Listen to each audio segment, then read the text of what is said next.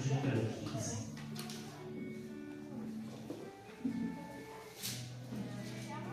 Glória a Deus, aleluia, Jesus. Glória a Deus, aleluia. Tu és maravilhoso. Aleluia, Jesus. Glória a Deus. Glória a Deus.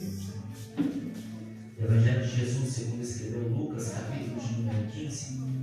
Nós vamos ler alguns versículos, porque o texto que narra a respeito, que traz essa narrativa a respeito da gráfica perdida, é um pouco extenso. Então nós vamos ler alguns versículos. Por favor, você que se encontrou ali, capítulo de número 15, do Evangelho, segundo escreveu Lucas, se manifesta dizendo graças a Deus. Graças a Deus. Que bom, irmão, que você encontrou. Aleluia. Vamos fazer inicialmente aqui a leitura do versículo de número 1. Amém? Amém. Diz assim o versículo de número 1. Aproximavam-se de Jesus todos os publicanos e Pecadores. Vamos repetir. Aproximavam-se de Jesus todos os publicanos e Pecadores. aí diz assim, para o ouvir. Versículo 2. Os fariseus e os escribas murmuravam dizendo, este recebe pecadores e faz o quê? Come com eles. Vamos repetir. Este recebe pecadores e Come com eles. Versículo 3. Então Jesus lhe contou esta parábola. Qual de vocês é um homem que, possuindo 100 ovelhas e perdendo uma delas, não deixa no deserto as 99 e vai em busca da que se perdeu até encontrá-la? Amém? Amém. Nós vamos ler o versículo de número 8. Ou qual é a mulher que, tendo 10 dracmas, tendo quantas dracmas? 10. Se perder uma delas, não acende a lamparina, varre a casa e a procura com muito empenho até o quê? Encontrar. Versículo 11. Jesus continuou. Certo homem tinha 2 filhos. Quantos filhos? 12. O mais moço deles disse ao pai: Pai, quero que o Senhor me dê parte dos bens que me cabem.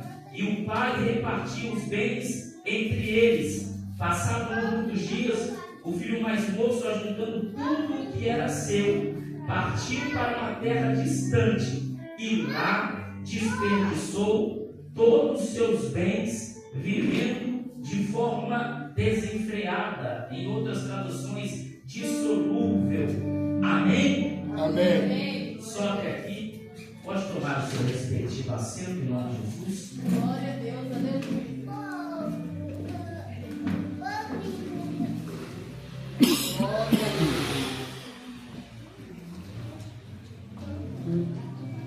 Glória a Deus. Aleluia. Glória a Deus, aleluia. Deus, aleluia, meu Jesus. Amados, é de conhecimento dos irmãos que a Bíblia Sagrada, o livro dos livros, este que está ali sobre as suas mãos, ele possui 66 livros. Quantos livros eu disse? 66. Eu vou repetir. Quantos livros eu disse? 66. Isso. 39 no Antigo Testamento, ou Antigo Pacto, ou Antiga Aliança, e 27 no Novo Testamentário.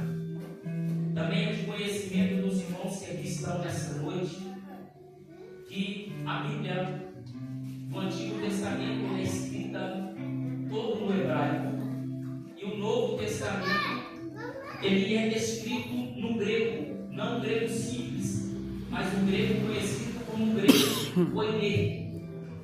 É também de conhecimento dos irmãos que a palavra do Senhor ela foi descrita em 1500 anos. Quantos anos eu disse? 1500. Você está mais ou menos de 40 autores. Quantos autores? Quantos autores eu disse? 40. Isso.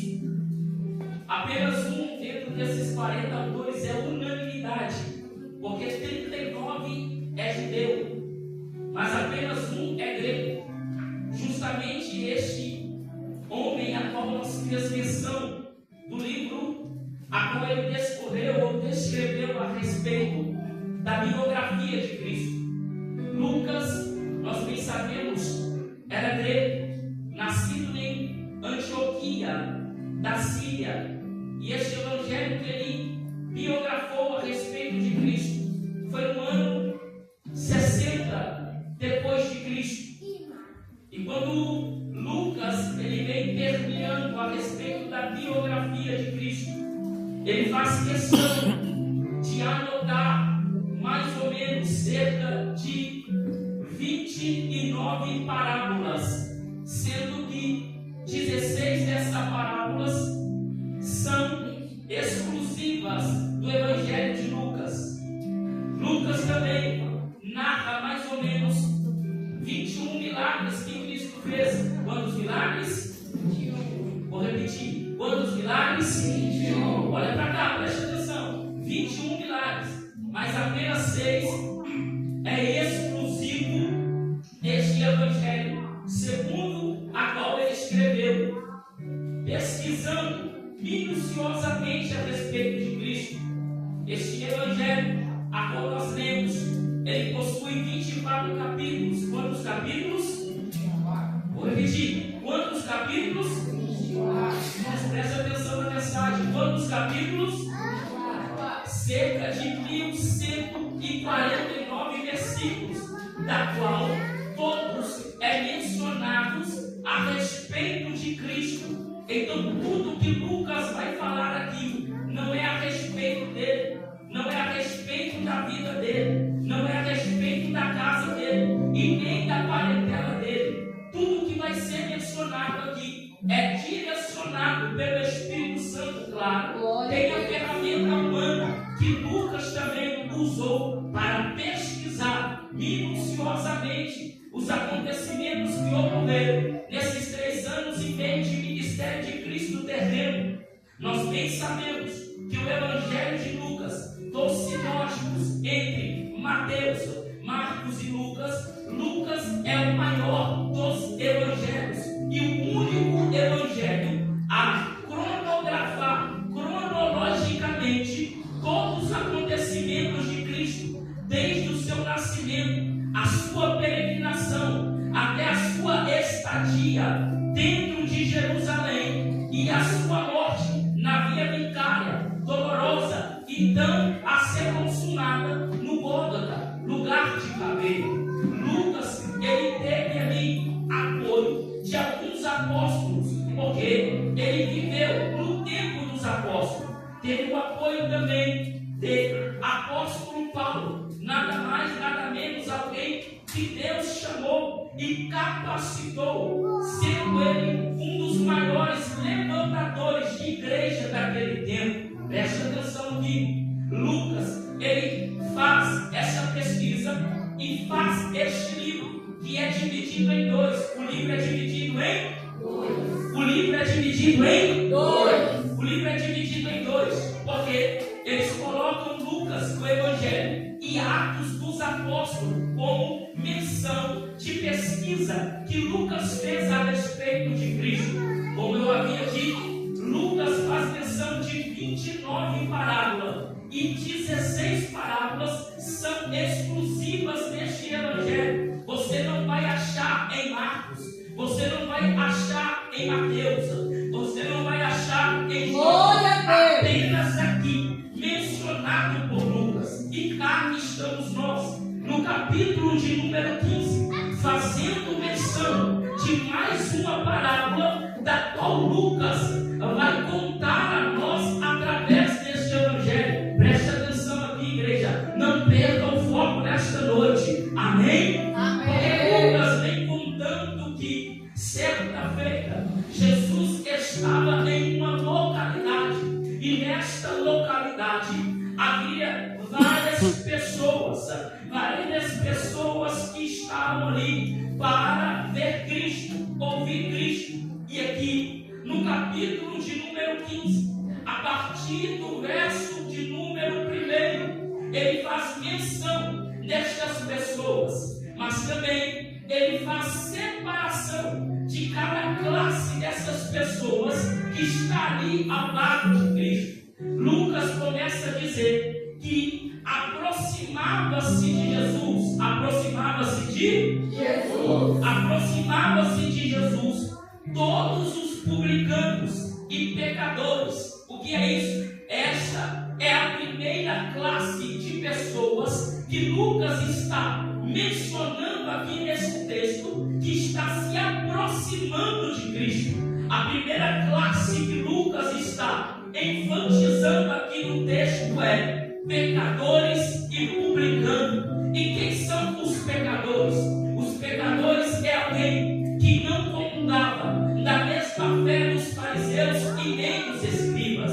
Os publicanos eram pessoas que abandonaram a sua cultura, abandonaram a sua pátria para estar a serviço de Roma, tanto como os pecadores, que eram tidos como gentios, quanto os publicanos, que eram tidos como aqueles que abandonaram a pátria, desertaram a nação para viver a serviço de Roma. Esses dois tipos de pessoas eram proibidos de adentrar dentro do templo para adorar a Deus. Não era permitido nem a esmola do publicano, nem a esmola do pecador, isto é, nenhum voto eles poderiam fazer, porque eram proibidos de eles adentrar dentro do templo. Eles não poderiam adentrar dentro do templo para oferecer o sacrifício no dia do tabernáculo. Não podia. Eles não podiam adentrar dentro do templo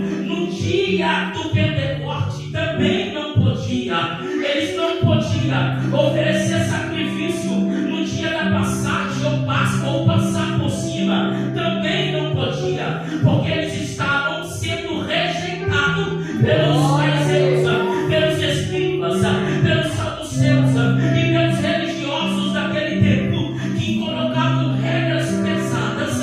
Então, os publicanos e os pecadores não poderiam adentrar dentro do templo naquele momento. É por isso que o texto está dizendo que os publicanos e os pecadores aproximavam de Jesus. E o texto enfatiza dizendo: para que murmurar? Não. Para que reclamar? Não. Mas o texto está dizendo: para o ouvir. Glória a Deus, aleluia. Eles se aproximavam para o ouvi-lo. Pastor, o que você quer dizer com isso? Eu quero dizer que se eles não podem entrar no templo, o templo vai até eles. Entrar no templo para oferecer sacrifício por causa do impedimento da religiosidade. O templo vai até eles, quebrando paradigma, quebrando o protocolo. Porque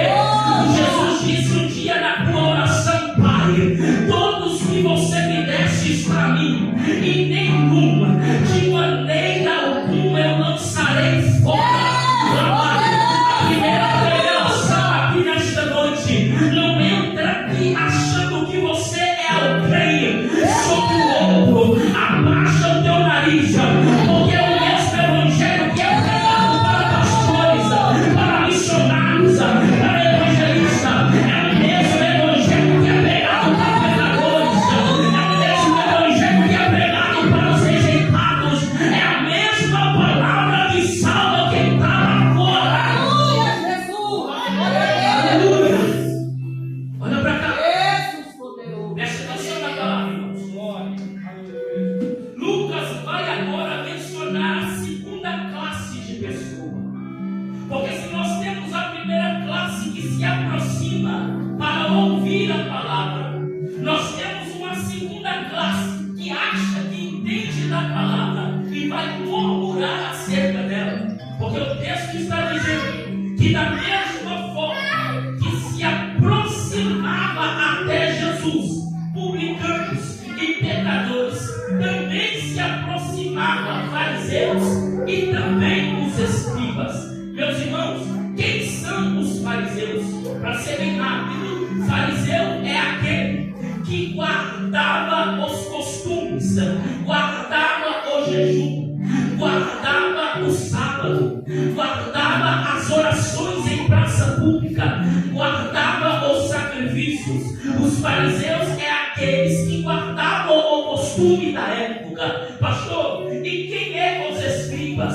Os escribas eram os intérpretes da lei, aqueles que faziam menção da Torá e o conhecimento que eles tinham a respeito do Pentateuco, os 5 primeiros livros da Bíblia. Ou seja, os fariseus e os escribas eram os entendedores da palavra, os entendedores da lei, aquele que carregavam consigo a religiosidade. E olha para cá, porque o texto está dizendo que eles se aproximavam de Jesus no verso 2, mas aproximavam não para o ouvi-lo, não para o escutá-lo, mas para murmurar a respeito do Messias, a respeito do Filho de Deus, a respeito daquele que está mencionando a palavra a qual o próprio Deus colocou nos seus lábios sacrossantos. Observe, porque Lucas está enfatizando que aonde Jesus está, pode ser, vou repetir aspas, pode ser que haverá 2 classes de pessoas, pastores: pessoas que entram para ouvir, mas pessoas que entram para observar, pessoas que entram para comungar da palavra, mas pessoas que entram para olhar e dizer assim: se eu estivesse no lugar dela, eu pregava melhor. Se eu estivesse no lugar dele, eu pregava melhor. Se eu estivesse no lugar dela, eu era uma dirigente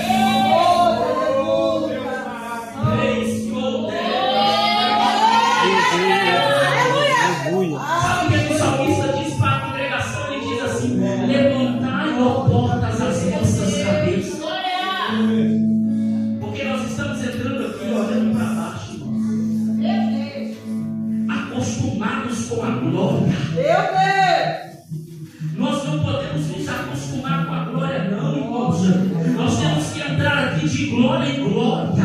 Nós temos que entrar aqui entendendo que Cristo está aqui nesta casa. Nós temos que entrar aqui entendendo o que é ouvir a palavra e dar reverência para ela. Aleluia, Jesus. Olha para cá. Aleluia. Glória, glória, glória a Deus. Porque o texto está dizendo que a murmuração Meu Deus. dos escribas e dos fariseus, no verso de número 2, é esta. Glória a Deus. Meu Deus. Eles murmuravam dizendo: por que este? Porque eles estão falando, apontando e dizendo que se diz filho de Deus. Meu Deus. Ele simplesmente recebe pecadores e come com eles. Eu gosto dessa expressão. Sabe por quê? Porque é o seguinte: nós aprendemos aqui que os publicanos e os pecadores não podiam entrar dentro do eles não podiam entrar dentro do Aí os escribas e os fariseus que lá estavam, eles palmeiam o ministério de Jesus ao ponto de observar tão profundo e dizer: ele se assenta e come com eles. Quer dizer então que Jesus é investigado pelos fariseus e pelos escribas. E quando eles dizem assim, ele se assenta e come com eles, quer dizer que quando Jesus recebe estes pecadores, é sinal que Jesus está vinculado com eles. Ainda mais, porque o texto está dizendo, e come com eles. Comer é sinal de mesa.